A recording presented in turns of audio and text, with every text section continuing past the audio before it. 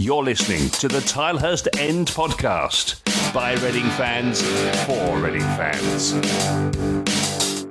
This podcast is sponsored by ZCZ Films, Reading's oldest ultras. Hello everyone, Ollie Allen here with another exclusive Tilehurst End Podcast interview for you, and this time I am joined by Brian Tevreden. Brian joined Reading in the spring of 2016 as the club's head of international football and development before becoming director of football that summer following the departure of Nick Hammond. He was the man that brought Jaap Stam to Berkshire and spearheaded the Dutch Revolution as Reading reached a playoff final in his first season in the role. I chatted to Brian about that season, about the recruitment process, developing young players, and then how the club dramatically changed in the summer of 2017 with the arrival of Ron Gourlay, and he had some very honest thoughts on him. Plus, there's insight into what Reading's Chinese owners are like, what Brian himself is up to now, and we finished with a really good discussion on the Black Lives Matter movement and the lack of BAME individuals in football club boardrooms and in coaching roles. Brian is really engaging and fascinating to listen to, so thank you to him for finding time in his busy schedule to chat to us. So without further ado, here is the Tilehurst End Podcast meets Brian Tevreden. Be loud and be proud and back the boys and make some noise. Come on, you R's! Shout out to this week's podcast sponsor, ZCZ Films, showing that age is no barrier to being a hula hoop. Brian, welcome to the Tilehurst End Podcast. How are you? I'm fine, thank you. I'm fine. I can't complain. Really busy, but in this strange time, with the COVID-19, I can't complain. I was just saying it's probably a good thing to be busy, I suppose, at the moment, isn't it? Yeah, it is. For myself, it was a quite exciting time, to be honest. So it's just what you mentioned. It's good to be busy. It's good. Yeah, I mean, I can see behind you the big Tevreden Group sign, your new management consultancy group you've set up. Yeah. And I'm sure we'll get onto that later on in the show. But let's go way back to the start then. Obviously, most people know you as Reading's technical director a couple of years ago, but you were, of course, a player before you sort of moved behind the scenes of football. How did you sort of get into football to begin with? So, how to get in football as a young boy, of course. I grew up in Amsterdam, in the north part of Amsterdam, and obviously with your boys, when you go to school, if you see you're looking to the football players on television, on the telly, of course, and you have a dream, try to play football, and obviously I had some talent, and I went to the ranks of the academy of Ajax, of course, and other clubs. And that's why I came in the world of football. You had quite a short playing career. I think you made 15 top flight appearances I've got down here, and then retired at quite a young age. What was sort of behind that decision? Did you sort of wish you'd carried on playing longer, or was it more a case you wanted to retire quite young?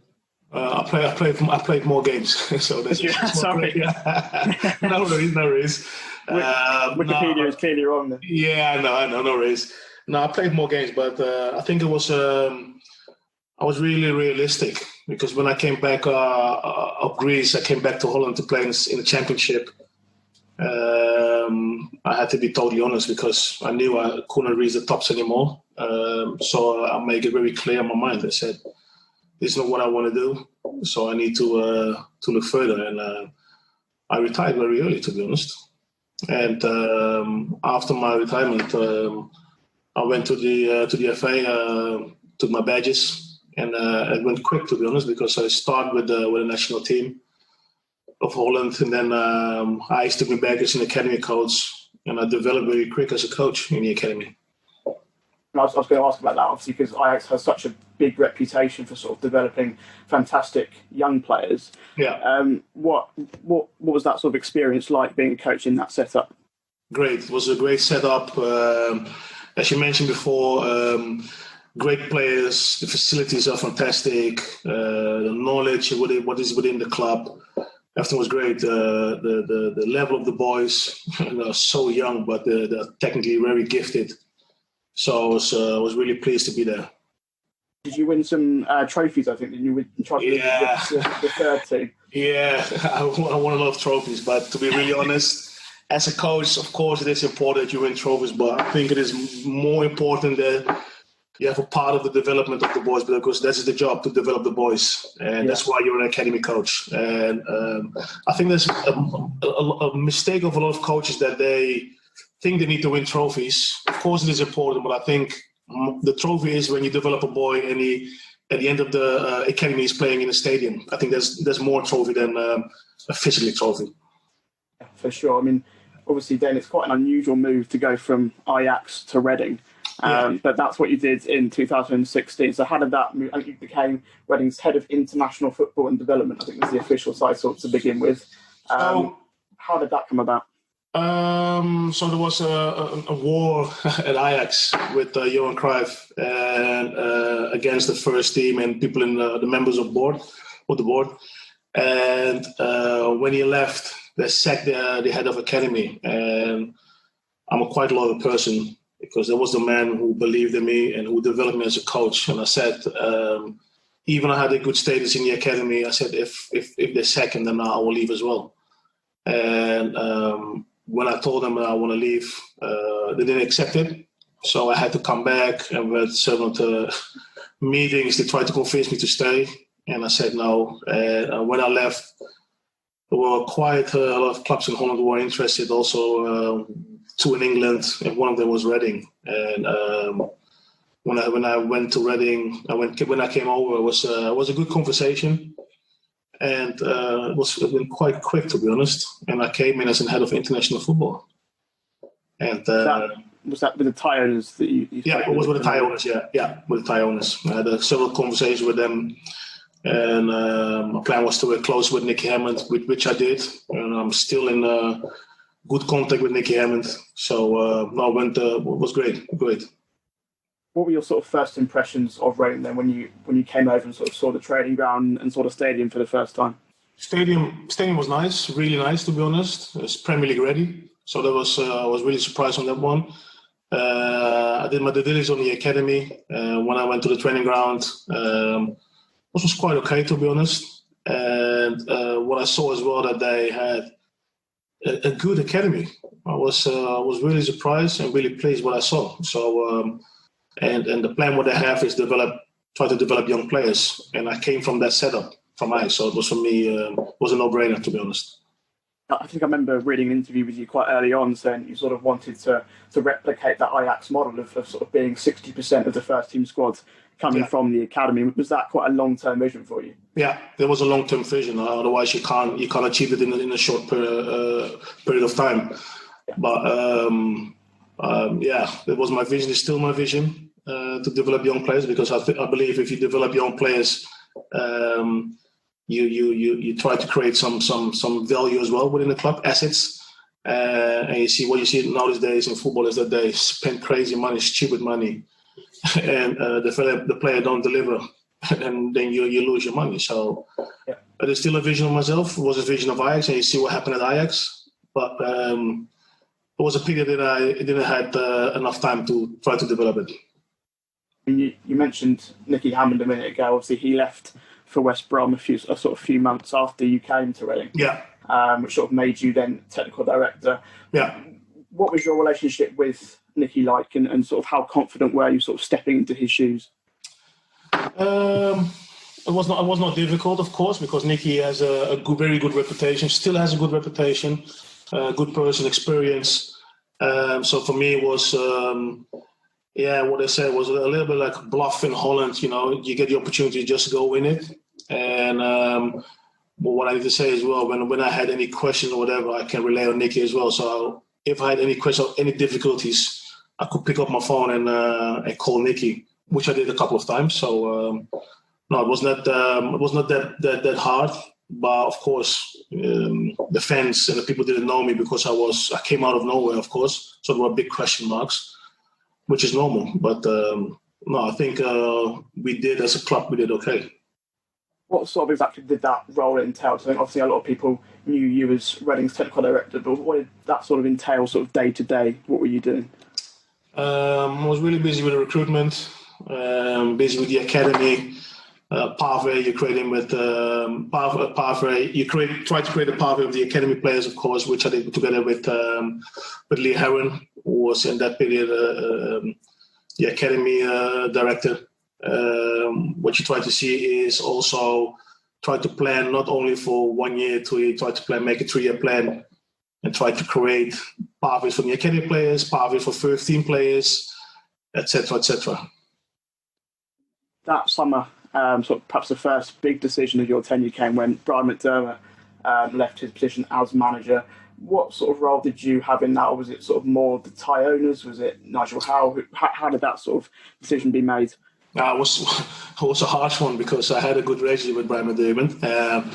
People always think it was me who made the decision, but I think it was when I got the job.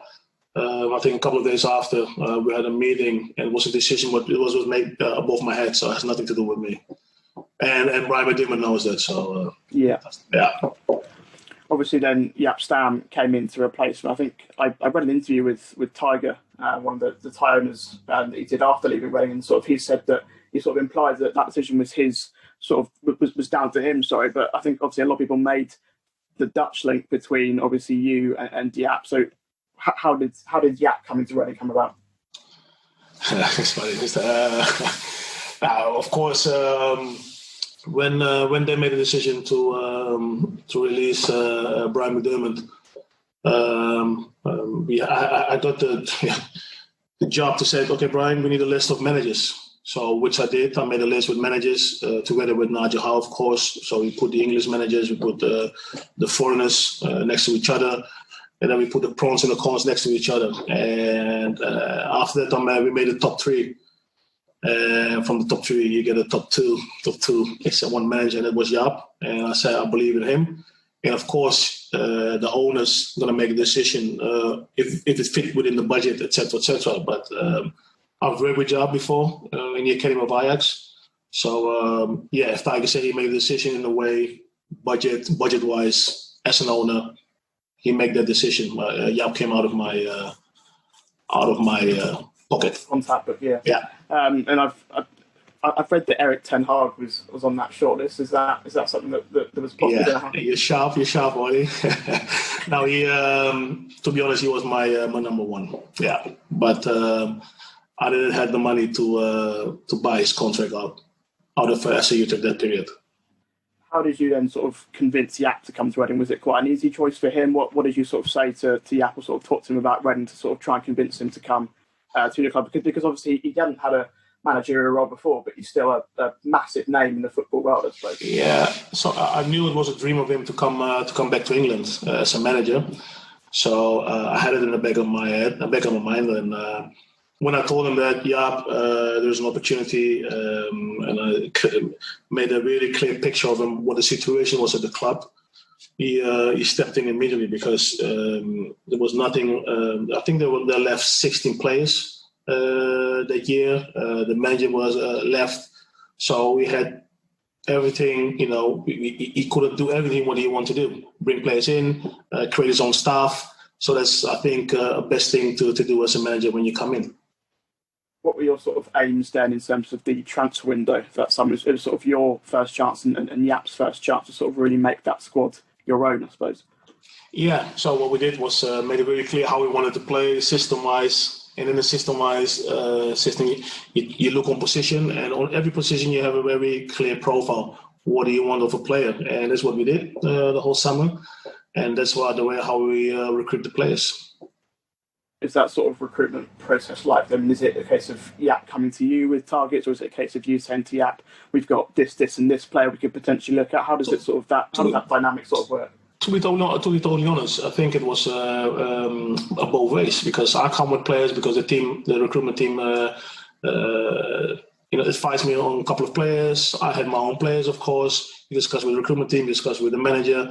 The manager come to me, Brian, we like him and him, or what do you think about it? So I think it was a teamwork. It was a totally teamwork. Very clear then that the players you wanted to bring in had to fit that sort of possession, traditionally sort of Dutch-based style, I suppose. Yeah, because what we did as well is the manager might like a player, but if the recruitment team didn't like it or myself didn't like it, the player didn't come in. And the other way around was the same. I can like a player, the recruitment like a player, but if the manager didn't like him, the player didn't come in, because otherwise it won't work. And so we all agree when the player come in, It was a team recruitment from manager from top to down. We all like him, and let's bring him in. How sort of key is recruitment then to sort of building a successful team? And we'll get onto the following summer in a bit, where the signings were perhaps a bit less successful. But sort of how key is recruitment to sort of building a good side? Recruitment is a massive thing, and really, really important, because what people need to understand, recruitment, you can only do recruitment if you know what the budget is. And in that period when we came in, there was absolutely no budget, really no budget. So it was really difficult to recruit. And we did our best. We had to sell some players. One example, we sold Tisbola. We wanted to keep him. I offered him a new deal, but he wanted to go. So that money came in, but it was really difficult to reinvest that money because we had some debts in the club. So it was really, really tough to recruit, and we make some mistakes. I can admit that. Like Sandro Wieser came in, never played. So sometimes you need to make a risk. And we took some risk. He's one of them. It didn't work out. But what people need to know as well, salary-wise, was really low. So it was a small risk, not a big risk. But it is really tough, and the recruitment is really key. I suppose added on to that is how important is getting the right money for player sales. I think I'm not quite sure what the exact fee was for Aaron Tisbola, but it was quite a good amount of money for Reading. Obviously, I think Ollie Norwood left that summer as well. I mean, was it important to get that money into the club sort of before you could buy, I suppose?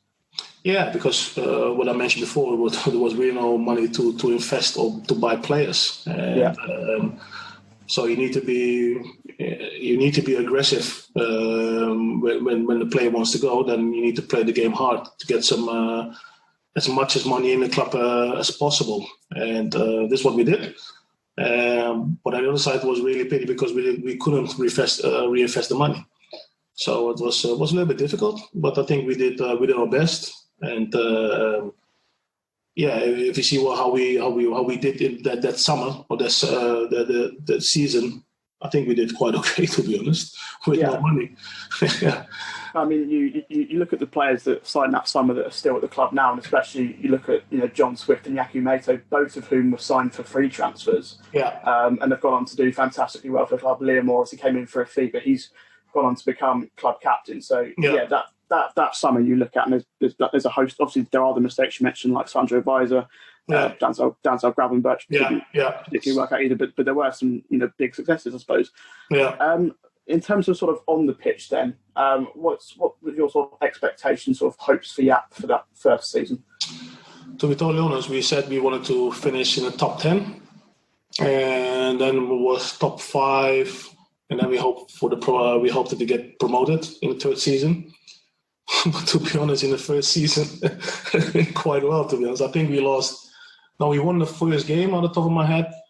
And we lost 3. Preston 1-0, and then we lost to Newcastle, and then lost to Brighton, Wolves, and then drew with Brighton, I think. So we lost 3, so the pressure was really high because people would say, okay, an experienced manager, unexperienced technical worker, what's going on, etc., etc. So, but the good thing was in the club, everybody was really calm, and we believed in what we did. Even the owners, from the owners to the CEO, everybody within the club. And after Wolves, we went to Cardiff, I think, on the top of my head. And we won 1-0 at Jan Kermigan scored. Kermigan, exactly. Very late on in that. Yeah. And then from then, I think we were on. And then everything started falling in pieces. I think we stayed inside the top 6 from about October onwards. I don't think anyone can really sort of know what to expect from both yourself and Jaap in that first season, but it surpassed all everyone's expectations. We spoke about youth a little bit earlier, and obviously Reading's got a very proud history of bringing through young players into the first team. I think it's up to about nearly 60 graduates now. At a time we're speaking about coming through. And how did that sort of work into your strategy at Reading? I think obviously Liam Kelly was the big success. From that year, he was sort of the main one that came through.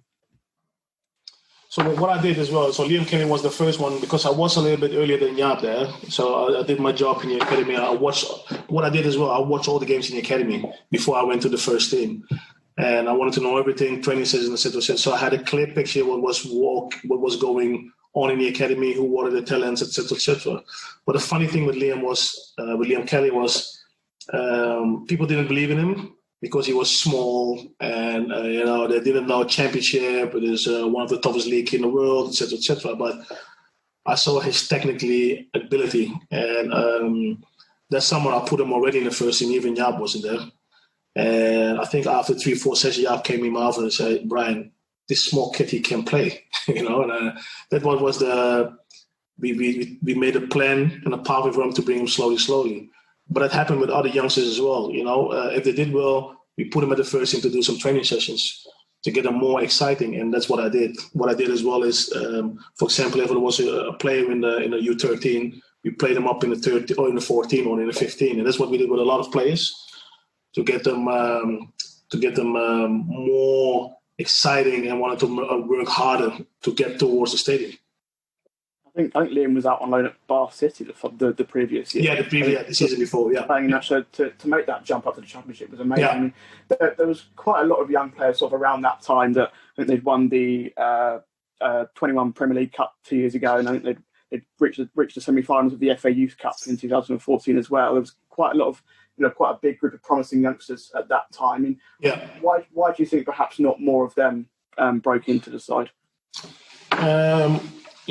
Well, I think what I mentioned before, you make a profile on positions. Some of them didn't fit in that system, so you try to loan them out and see how they develop over there. Try to see if they can develop, and you try to see if you can develop them. Try to bring them back in the style how we played, to give them some more minutes and experience.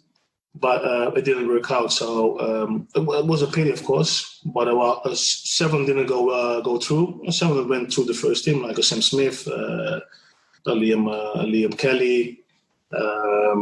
Later on, a little bit Gabriel Osho, and more of the players. Yeah, and there was sort of perhaps a year after that sort of the sort of the age group under that age group sort of came in. You're seeing like sort of Andy Winnemotter and Omar Richards sort of in that side now. I mean, we get to the January transfer window of that season. It was one of the busiest, I think, windows we've ever had in January. Yeah. That summer, I think 5 players came in, 3 on deadline day, I think it was. Yeah. How did you sort of find that environment? And I can imagine it probably sort of never stopped, I suppose. To be honest, there was a really, really good vibe around the club. And I think it was that period that the Chinese just came in slowly behind the scenes.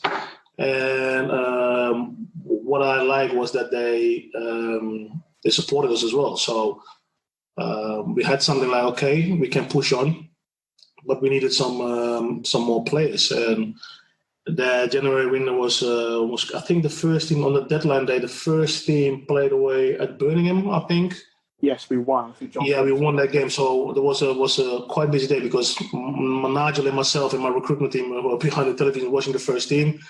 And in the meantime, I was really busy to get some deals done. And it was quite busy. Yeah, it was quite busy. But there was a really good vibe around the club. Yeah.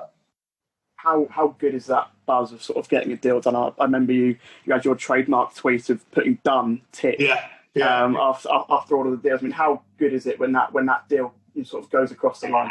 It's a crazy feeling because people think we spend all money. Well, we didn't spend. I was really really tight on my money, to be honest. And when you get a deal done, and you didn't pay that much, it gives you a good feeling because it is a quality player. 2, he didn't spend a lot of money, and 3, there's a really buzz around the club. So. Yeah, what do you want more? Yeah, no, precisely. Yeah. I mean, I think 3 of the players that I think that was Grabban, Oxford, and Mitchell came in on loan. Yeah. But we did, I think, broke the transfer record for Thiago Ilori as well. Yeah. You mentioned the Chinese owners a minute ago. Was that sort of their impact? Were they sort of obviously the takeover hadn't been officially announced at that point, but was that sort of their finances, I suppose, funding that? I'm not sure if it was the Chinese, the funding, if it came from them, but to be honest, I didn't mind that because I had the money. I didn't know where the money came from, but for me it was really important that when Jaap knocked on my door, Brian, we need some reinforcement. So I said, okay, that's my job to see when I get some money off. And I I had the money. So Jaap put his wish list on my table. Recruitment put the wish list on the table. So it was finding each other. And I think on deadline day, we did a good business.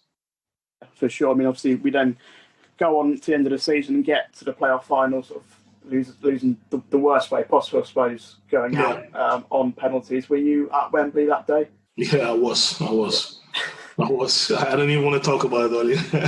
No, neither do I, to be honest with you. So, looking at that season as a whole, I mean, what do you put that success down to? Because I mentioned earlier that no one really could have foreseen, how high we finished in that season. I think, as I say, we finished 17th the year before. So I'll tell you what, I think what was really important at the end of that year was that everybody was stick to each other, from top to bottom, from the kitchen to the toilet cleaners. Everybody was one. And everybody was speaking to each other, from the academy coaches. There was no closed door. People from the academy can come to the first team building. Everybody was one. There was a really good vibe in the club. And I think when it is upstairs, when it is calm upstairs, then you see downstairs will be calm as well. But when you see this upstairs, a lot of political things, then obviously it will go down as well. I mean, obviously the playoff final was quite late. Well, it's always quite late. I think it was towards the end of May. And obviously, does that impact sort of the recruitment strategy at all? Because you don't really know what league you're going to be in the following season, I suppose. Yeah. Because if you're in the Premier League, you might have a different set of players you might try and sign if you're going to be in the Championship, for example.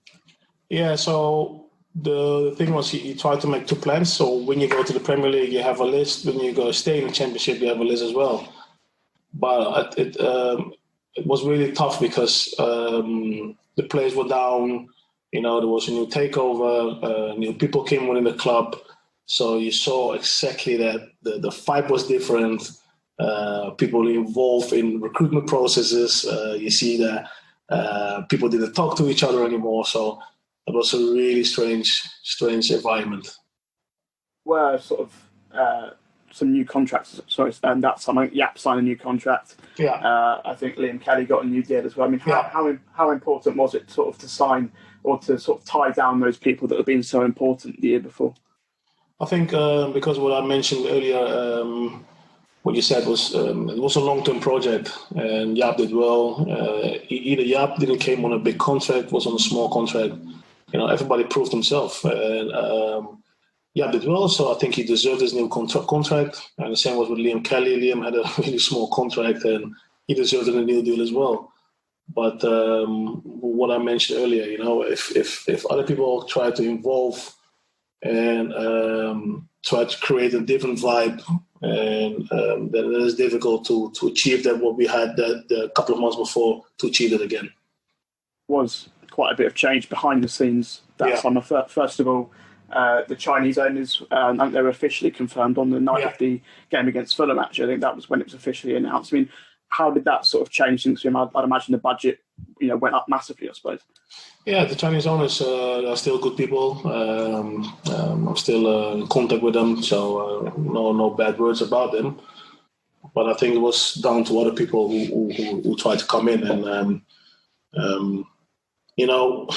people need to know there were really good people behind the scenes in Reading who worked there for not even 10 but 20 odd years, I think. And they left, and it was really painful to see because it was down to one person who changed the whole club, and it was really painful, really painful. I haven't mentioned him by name yet, but I will. Ron Gourlay obviously came in as CEO, replacing Nigel Howe. What sort of did he change in terms of sort of how the club was run, how transfers were done, how contracts were done? What sort of was the difference when he came into the club? You know what? I don't even want to mention him. I don't even want to talk about him. So I think that says a lot. Okay, for sure. Yeah, but you see, my face changed straight away. Because I can't stand when what I mentioned before, that people are there for 20 odd years, did a lot for the club. Had a heart for the club, were loyal to the club. And then one person come in and throw it all away, and I'm not even English, but Reading is still in my heart. But if I see that other people who live there, in Reading and die for the club and left the club, I can't stand that, really. And we won't dwell on him too much, but I don't really know what to say about him, really, because obviously he'd come from Chelsea, he'd come from Manchester United. Was it just a different mentality, do you think? No, because I know people from Chelsea, I know people from Man United, and they're not like that. Fair enough. He did have obviously the part to play in the recruitment process that summer. I spoke about how good the recruitment was the year before. Obviously, we spent a lot of money that summer. Sonny Aluko came in, broke the transfer record again. Obviously, the season didn't go to plan the following. I think a lot of people probably put that down to the recruitment or the lack of recruitment. Why do you think the team sort of struggled the following season? Do you think it is true that the recruitment wasn't good enough? People didn't know because there was a lot happening behind the scenes, and again, I don't even want to mention, but people had their own agenda, and the whole recruitment team was swept under the carpet. Even myself, would have tried to do some different things. People was working on themselves and had a hidden agenda, and that was the issue, and not the recruitment team, not the manager, or other people. Was really, really tough behind the scenes. How did sort of your role change during that time, do you think? A lot, because I wanted to have young players, because you need to try to create assets for your club as well, and we had a good list together with Jaap. We wanted to do some other things, but if you see what kind of players come in, more older players, big contracts, not my thing. There was definitely a theme that summer of, I think Sonny Aluko came in on a 4-year deal, and other players like that. I mean, the decision, obviously, as I say, the season didn't go to plan.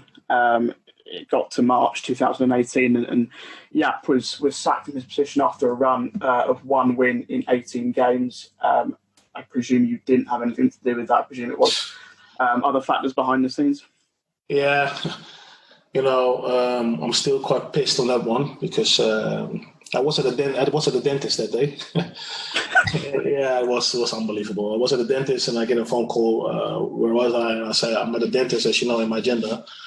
And so I came literally with blood in my mouth. I came to the training ground in my car, and I saw Jaap. I said, "What happened?" Yeah, I got sacked.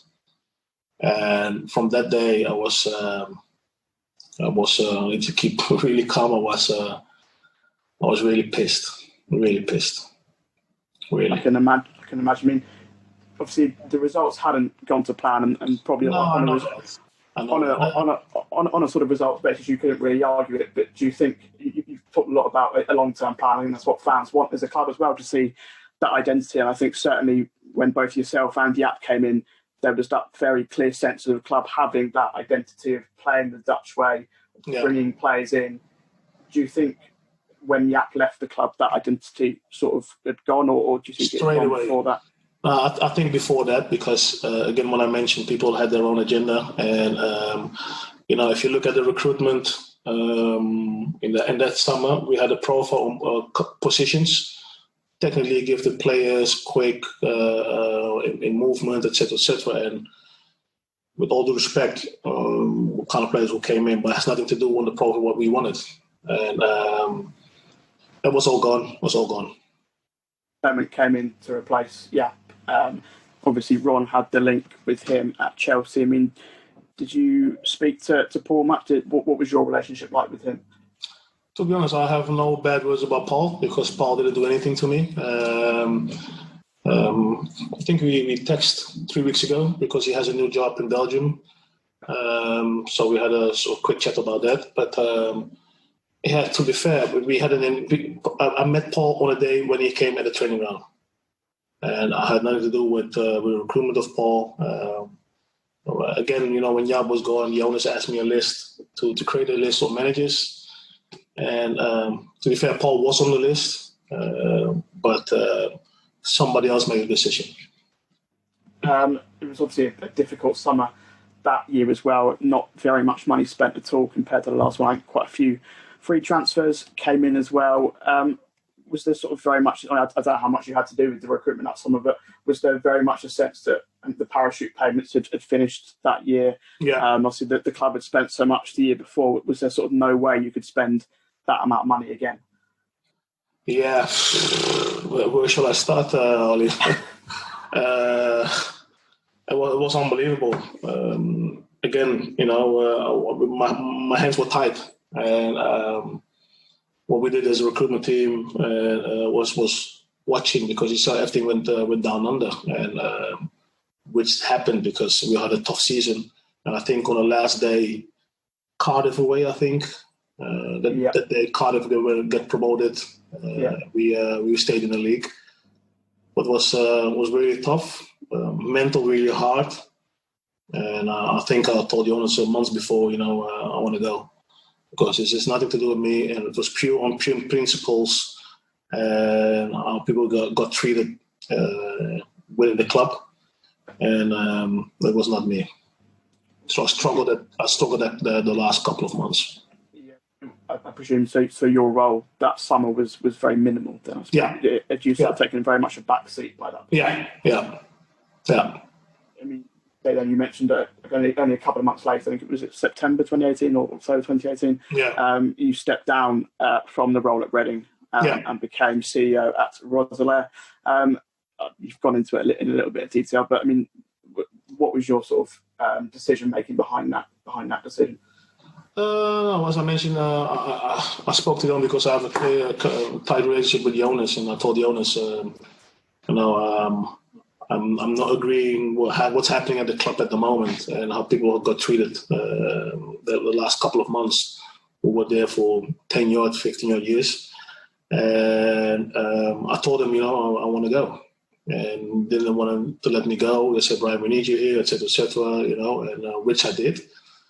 And then I came back to the owners again. I say, really, I'm not a person who put my hands open every month and take money. I know that I want to work. I want to work for money. And that's what I told them.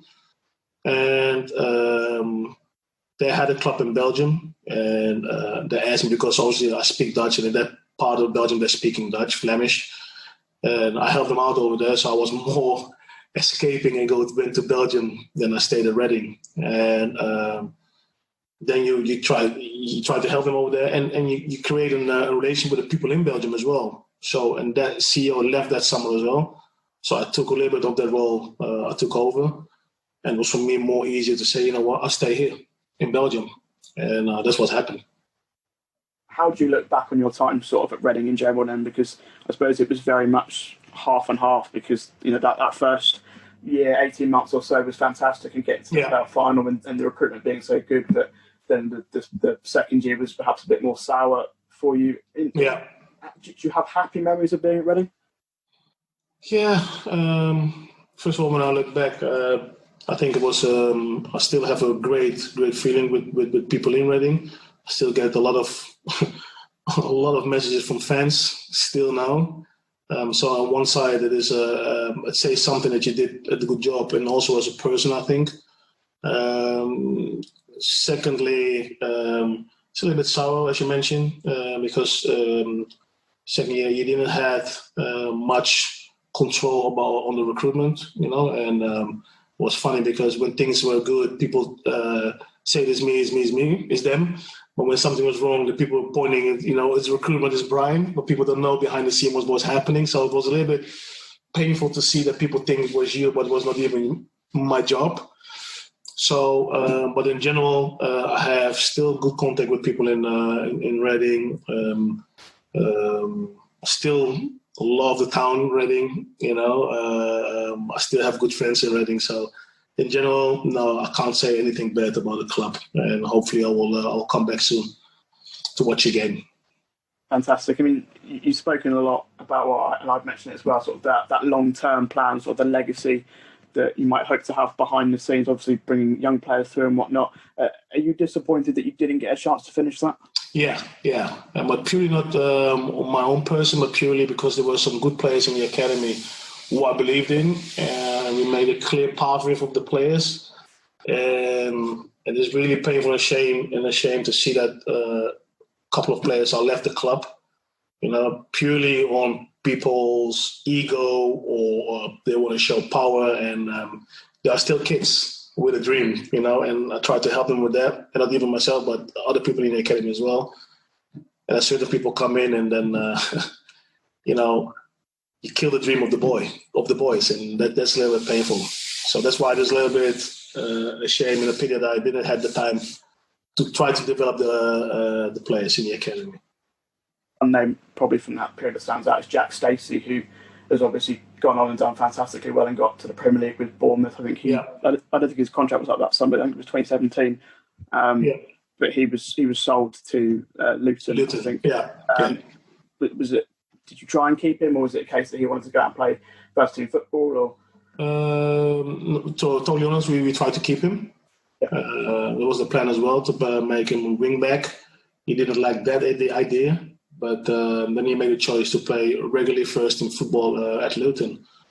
And the only good thing I think what I did was I wanted to keep him, but he wanted to go, and I think I had a big sell-on fee. So when he went to Bournemouth, we had I think the club has received good money on him on that deal. Fantastic. Yeah. That was probably greatly appreciated last summer, I think, when the money was tight when Jaap went to Bournemouth. Yeah, I remember that because Sue, the club secretary, came in, Brian, Stacey's going to Bournemouth, and we had a fantastic sell-on on that deal. So we had some money in, and it was a good feeling. Yeah. Amazing. Obviously, moving to Roeselare, you mentioned the Chinese owners as well. I mean, it sort of implies you did or you have a very good relationship with Dai Yong, or perhaps specifically Dai Zhuli. I mean, is that the case that you get on very well with those two? Yeah, I have a good relationship with them. So that for me it was really easy again to go to Belgium, and they were really looking after me, And I went to Belgium, and then things changed quickly, to be honest. As Reading fans, we haven't really heard sort of too much from Dai Zhuli and Dai Yong. I mean, as someone who has worked closely with them, I mean, what are they like to work with? Good people, willing to listen. They have a heart for the club, to be totally honest. I need to be really honest on that one. I can make a long story short, but they're good people, and they're really backing the club.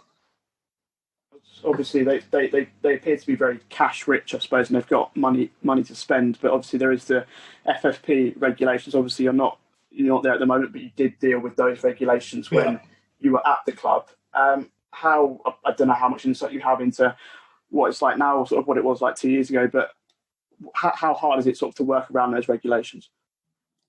It was really hard. I think when I first took the job, I think I had to cut the budget down massively. That's why I said the good thing in my first year was that I had no place on big contracts. There were small weekly wages, and they had to fight for their bonuses. So I think that was the mentality within the club. They need to work hard for their money. And what happened was the years after is that big contracts were throwing around, and that obviously changed the mentality in the dressing room, mentality within the club. But on the financial fair play, I didn't deal with that too much. But I think what I hear is that the issue is massive now. I mean, you work quite closely with Nigel Howe, and obviously he's now back as CEO. I mean, what was your relationship like with Nigel? I had a very good relationship with Nigel. Nigel supported me in the beginning, and after that, he let me do my job, and we had daily contact. He came see me at the training ground, and I had also an office next to him at the stadium, so we had daily contact. I had a fantastic relationship with Nigel. Yeah. Well, let's move on then to the present. Then, obviously, you left Roeselare last year. And have now set up, as I can see behind you, your own sports management company, Tevreden Group, representing a number of clients. What sort of made you want to go into that? It's still in football, but it's very different to being in a role at a club. Yeah, so obviously you see my upper floor, of course. I have downstairs where the boys are working as well. Why I make this step was there were several options in Holland as well, but I didn't have a good feeling about it. There was an option in Middle East, in Dubai, but if I go there, it's purely on money, and it's a sort of kind of vacation. But I'm an ambitious boy, so I say, you know what, I will start my own company. And I just started my company, but it is going really, really fast and hard, and really positive. So, but I got the network. I got a fantastic network in England. I got a great network in Holland, France, Spain, Germany, and so ever. So what I'm doing is helping the players out. You can see it as the same job like a technical director, because you try to develop the boys. And on the other side, it is it is the management part as well, and try to make the good decision for the boy, and so whatsoever. And to be honest, I'm really pleased. How sort of important is that side of the game then? Because obviously you've got players on the pitch, but how important is it for a player to perhaps build a brand off the pitch? Really important, and that's what I'm doing as well. My boys downstairs, because nowadays a club want to see how a player behave himself off the pitch, because then you can his value will grow as well. What a player needs to understand as well, if you has a clear and a clean behavior off the pitch, it can help you after your career as well. You know, you can do easier TV work, or you can the brains will connect quickly or easily more to yourself as a player.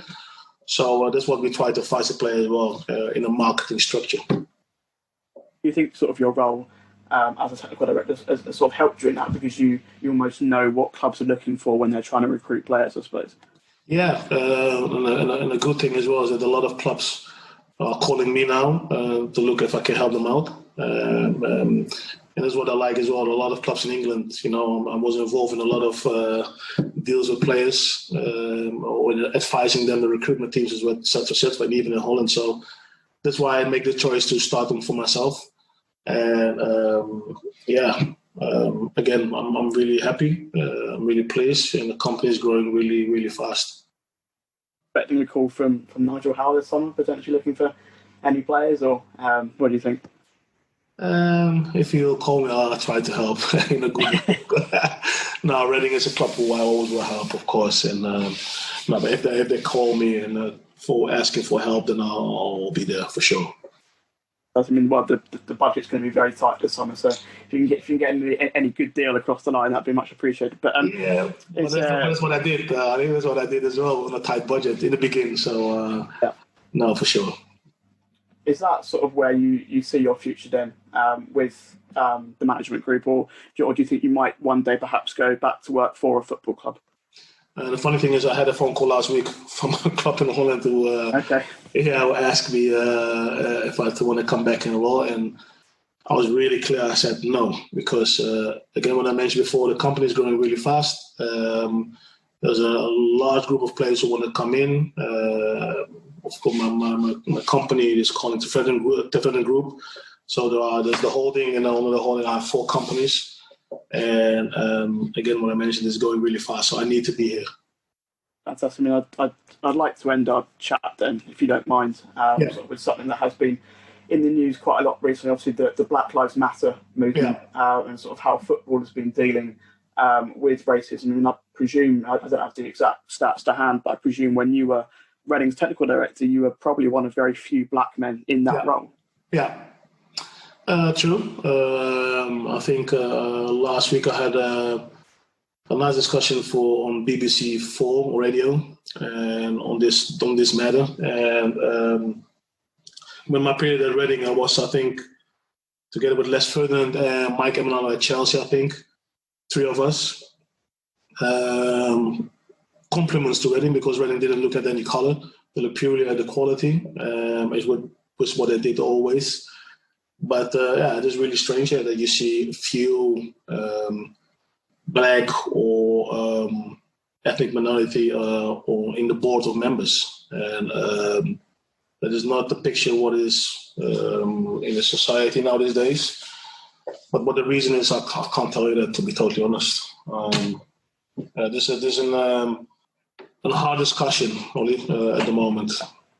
Really hard. And again, QPR didn't look at any color. Chelsea didn't look at any color.